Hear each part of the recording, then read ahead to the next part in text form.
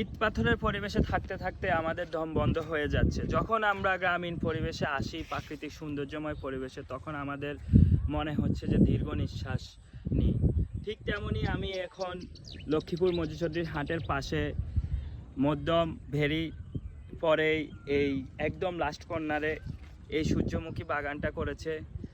আমার এই বাগানে এসে যা মনে হলো যেন আমি পৃথিবীর এক টুকরো স্বর্গে এখন বর্তমানে অবস্থান করতেছি। কারণ এখানে বাতাসের সাথে সাথে পরিবেশের তারতম্যটা খুবই মুগ্ধকর। মানে আপনাদেরকে বলে বোঝানো যাবে না এর পরিবেশ কেমন। যদি এখানে না আসেন তাহলে বুঝতেই পারবেন না। আপনারা এর পরিবেশ খুবই মনোমুগ্ধকর।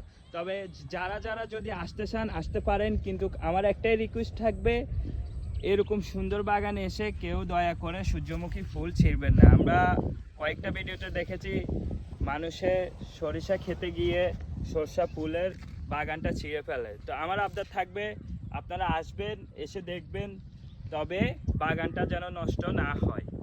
যাই হোক, এই বাগানে আরেকটা বিশেষত্ব হচ্ছে উপরে সূর্যমুখী, তারপরে নিচে হচ্ছে সোয়াবিন গাছ। তো মানে একটা ক্ষেতে যে কয়েকটা ফসল উৎপাদন করতে পারে এই কৃষকটা আমাদেরকে দেখিয়েছে। আমরা বুঝতে পেরেছি যে যেই করেছে তার কিন্তু চিন্তাধারা খুবই ভালো। যাই হোক, আমার আকুল আবেদন থাকবে লক্ষ্মীপুর জেলার ভিতরে এরকম সুন্দর জায়গায় আপনারা ঘুরতে আসুন, দেখুন, প্রকৃতিতে থাকুন, আপনার মনকেও সুন্দর করুন। যারা প্রকৃতিকে ভালোবাসে তাদের মনও সুন্দর হয় এবং টেনশন মুক্ত হয়, দীর্ঘ নিঃশ্বাস নিতে পারে। তো আমার আকুল আবেদন থাকবে অবশ্যই এখানে আসবেন, ঘুরবেন। আর কেউ যদি এই জায়গাটা না চিনেন আমাকে কমেন্ট করে বলবেন, আমি অবশ্যই আপনাদেরকে জায়গাটা ডিটেলস দিয়ে দেব। ধন্যবাদ, সবাই ভালো থাকবেন।